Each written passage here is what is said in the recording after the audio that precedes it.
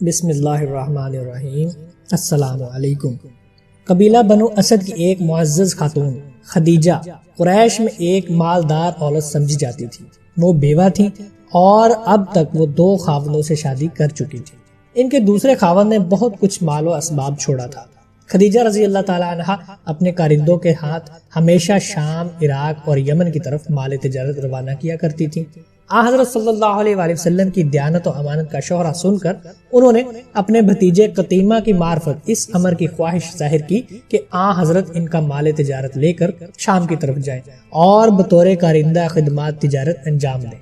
آپ صلی اللہ علیہ وآلہ وسلم نے اپنے چچا ابو طالب کے مشورہ کے بعد اس خواہش کو منظور کر لیا اور خدیجہ رضی اللہ تعالی عنہا نے آپ صلی اللہ علیہ وآلہ وسلم کے لیے معقول معاوضہ مقرر کر دیا۔ چنانچہ آپ صلی اللہ علیہ وآلہ وسلم خدیجہ رضی اللہ تعالی عنہا کے محتمم مال تجارت ہو کر شام کی طرف روانہ ہوئے۔ اس سفر میں خدیجہ رضی اللہ تعالی عنہا کا غلام میسرہ اور خدیجہ رضی اللہ تعالی عنہا کا ایک عزیز خزیمہ ابن حکیم بھی حضرت صلی اللہ علیہ وآلہ وسلم کے ہمراہ تھے۔ یہ تجارتی قافلہ جس کے ہمراہ آپ صلی اللہ علیہ وآلہ وسلم خدیجہ کا مال لے کر روانہ ہوئے تھے، ملک شام میں داخل ہو کر ایک صومعہ کے قریب ٹھہرا۔ اس صومعہ میں ایک راہب رہتا تھا جس کا نام نستورہ تھا۔ نستورہ نے حضرت صلی اللہ علیہ وآلہ وسلم کو دیکھا تو اپنے صومعہ سے بعض کتب سماویہ لے کر آیا۔ اس نے آپ صلی اللہ علیہ وآلہ وسلم کے پاس آ کر آپ صلی اللہ علیہ وآلہ وسلم کے جسم اور چہرے کی دیکھ بھال شروع کی۔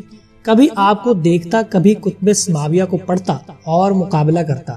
اس عجیب کیفیت کو دیکھ کر خزیمہ کے دل میں شک پیدا ہوا اور اس نے بلند آواز سے یا آل غالب کہا، یعنی آل غالب جلدی مدد کو پہنچو۔ یہ آواز سن کر قافلہ کے تمام قریش دوڑ پڑے۔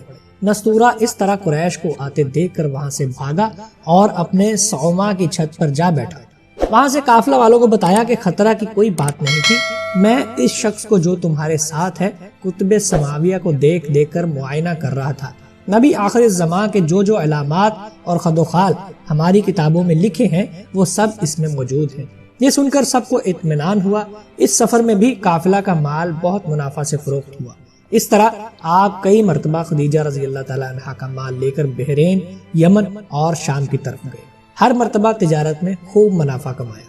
آپ صلی اللہ علیہ وآلہ وسلم کی دیانت، امانت، خوش اخلاقی، پاک بازی، شرافت وغیرہ خدیجۃ الکبریٰ رضی اللہ تعالی عنہا سے پوشیدہ نہ تھی۔ اگرچہ مکہ کے شرفاء و امراء میں سے ہر ایک خدیجۃ الکبریٰ سے نکاح کا آرزو مند تھا، مگر انہوں نے خود نفیسہ نامی عورت کے ذریعے اور بروایت دیگر عاتقہ بنت عبد المطلب کے ذریعے حضرت صلی اللہ علیہ وآلہ وسلم کی خدمت میں شادی کا پیغام بھیجا۔ آپ صلی اللہ علیہ وآلہ وسلم کے چچا ابو طالب نے بھی اس رشتہ کو منظور کر لیا۔ ابو طالب ہی نے خطبہ نکاح پڑھا۔ اس مجلس نکاح میں عمر بن اسد اور ورقہ بن نوفل وغیرہ خدیجۃ الکبریٰ کے تمام قریبی رشتہ دار، اسی طرح حضرت صلی اللہ علیہ وآلہ وسلم کے رشتہ دار سب موجود تھے۔